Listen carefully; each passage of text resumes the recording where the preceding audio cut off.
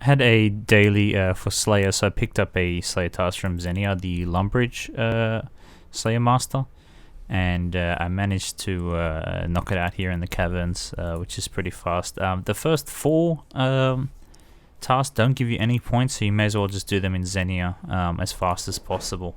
And there's a little like Slayer points boosting method. But now I'm just going to knock out these other 2 tasks ASAP. And yeah, while I was here, I figured I'd get these statues and these masks. I don't remember the full reason for this. I think she gives you some money and some like combat XP or something. So I'm just going to turn it in and see what we get. There we go, our daily Slayer and daily crafting. And then we'll pick up this challenge token or skip token. And then skip the dungeoneering one, which should give us a little over 60. Let's take a look. Hold on. Oh, okay, it didn't even give us the 61. But yeah, excellent for the dailies. And let's go quickly pick up our Reaper task for the day and see if we get lucky on that too. Oh, obviously we're not going to do Kerapac. Let's hope for something better. Twin Furies. I can't do that one either. Let's take a look. Hellware. I think I can do Hellware. Let's try that. So I tried to do Hellware twice, but I was just getting absolutely annihilated. So I ended up leaving that boss, and I managed to get an Arc Core one, which gave us 15k Slayer XP and 7 Reaper points. We are just about to hit 100 points.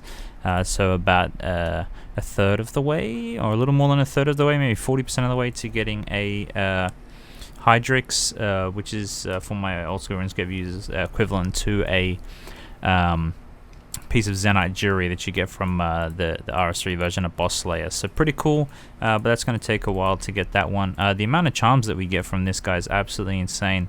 Well, we did get some loot. We got some salvage here, Crystal Triskelion, some Crystal Keys, Dragon Stones, and a Water Battle Staff. And while we're doing Hellware, we also got some more alcohols. So I'm just going to chuck on a Fire Staff and start alching them while I run around the world. So I'll see you guys later. This is Ernest the Chicken. I grabbed a Draenor Village Cabbage just in case, because I think we'll need it for Black Knight's Fortress, but I think they changed it to another quest called the Death of Chivalry, so we'll have to see what that's about and see if they changed it or if you still require specifically a Draenor Village cabbage, so we'll have to wait and see. And obviously the reason we're doing this is for the 4 quest points, which is 100 Fresh Start World points. We desperately need to get as many Fresh Start World points as we can, so we're just going to start knocking out some of these quests that aren't really that useful, but you know, give a lot of quest points ASAP. There we go, and that is Sheep Herder, which is a quest about prodding and poking until you finally manage it to get it into the right location. Much like sex, very similar. So in the space of 30 minutes, I've gone from poisoning sheep to poisoning fish to now poisoning sheep. So hopefully Peter or something like that doesn't watch this channel, because they're gonna have a heart attack after they see what I've been up to in RuneScape. There you go, Sheep Herder, which has 4 quest points, aka 100 Fresh Start World points. So that gets us to 595. So we're ever so closer to the 14k threshold. Oh no! Now I'm poisoning rats for Clock Tower. Man, I'm on a roll. I've just been poisoning animals and killing animals all day today. Jesus Christ. There we go, 64 divination, and our last piece, well, second last piece of the diviner's outfit. So gotta be happy about. This is going to pull into the master plan for getting 80 crafting, smithing, and divination in this, or if not, sorry, next episode. Oh my god, so I got given the clean Snapdragon for this quest as one of my 3 items. Unfortunately, I bought a grimy, well, I couldn't buy a clean one, so I bought a grimy one, and I can't clean it, so now I'm gonna have to get someone from the clan to clean it for me so I can give it to him. I don't know why they didn't specify clean if they set it up this way. It just says some Snapdragon, so that's a little annoying, but we'll get this cleaned and then we can hand it in. A nice little thing you can do is if you have a cosmic talisman in your Wicked Hood, is you can just teleport using the Wicked Hood right after, which takes you straight to the place where you can fight the Tangle Root. So yeah, that's sick. skips a ton of time getting back and makes this a little bit nicer. They also made it, I'm pretty sure these tunnels are like way longer in OSRS, so it seems like they made it a lot shorter. And also obviously the boss fight is 50 times easier because, you know, a lot of these old boss fights haven't been updated for EOC. So, you know, you can just kind of one hit these guys or hit them, kill them pretty easily, like I'm doing right now. There we go, that is Fairy Tale Part 1. In OSRS, you can start Part 2 immediately and then walk over and just talk to this chick to unlock the fairy ring, but you can't do that in RuneScape 3. A lot of the quests will have a check to see if you actually have the levels to do the quest. I guess it's a like anti-bug check or measure, but unfortunately you know, in RS3 you can't do that. So to actually unlock the fairy rings, you need to be able to start at the very least start Fairy Tale Part 2, which means you need to get 57 Herblore, 49 thieving, 40 thieving and 49 farming, which kind of sucks. I wish they put in an exception for this one specific quest, because this is one of those situations where, you know, you really want to unlock oh, a little frog. Hey buddy.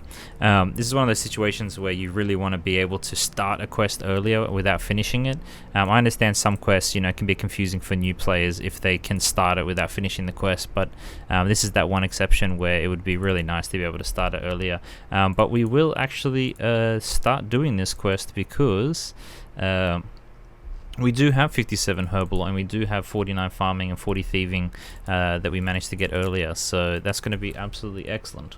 So as part of this quest, we have to wait 5 minutes, which kind of sucks. So while that's going, we'll just, I guess, farm this, thieve this master farmer to get a little bit more thieving, because obviously we want to try and get to 62 as quickly as possible.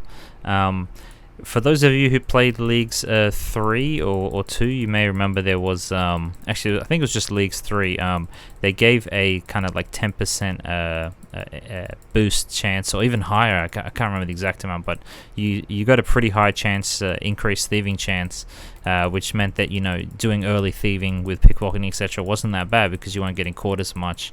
But we don't get this in this Leagues or any sort of, or not Leagues, Fresh Start Worlds. So, you know, we're kind of stuck with the same situation where low-level thieving, you know, if you're pickpocketing, you just get caught a ton of the time, which kind of sucks. Oh my gosh, we got another NR seed, what the hell? You know, I wish they'd kind of thought about that and put in some other kind of low-level buffs that would help alleviate a lot of the early game pain from thieving and some other skills, because obviously there's a fair few skills which are an absolute pain to train low-level. Even just something like, you know, extra. Well, I guess they have the auras now that I think about it. They do give you the tier 1 auras, but I feel like they probably should have just started from week 1 with the tier 2 auras, because the tier 1 auras only being like 3% isn't really that big of a deal.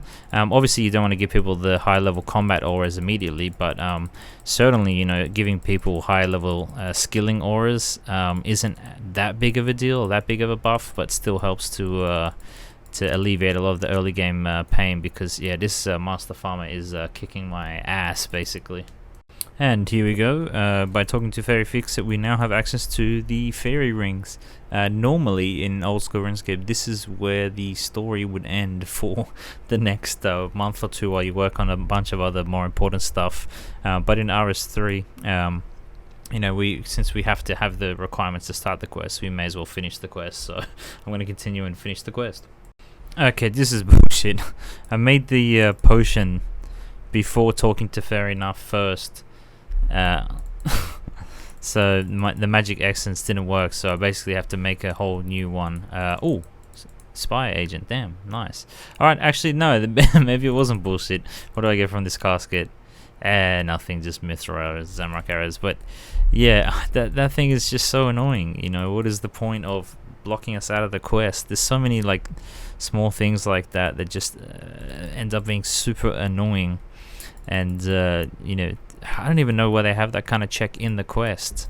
Yeah, so now I need to complete, you know, make another potion just to complete it. So very annoying, but hey, what can you do, I guess. Yeah, we're just gonna have to wait another 2 minutes and make another potion. So I'll see you guys after that one's done.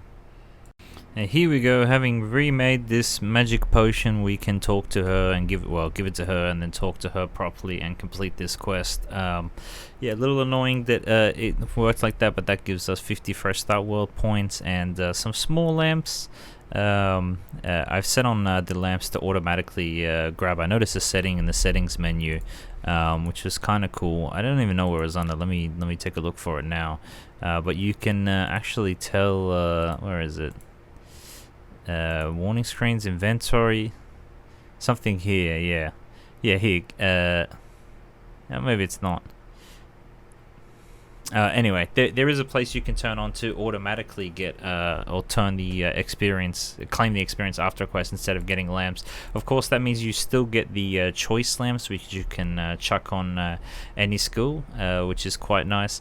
I'm not sure what we're going to put this one on. It's 2.5k XP. What's worth putting on? I'll just put it on agility.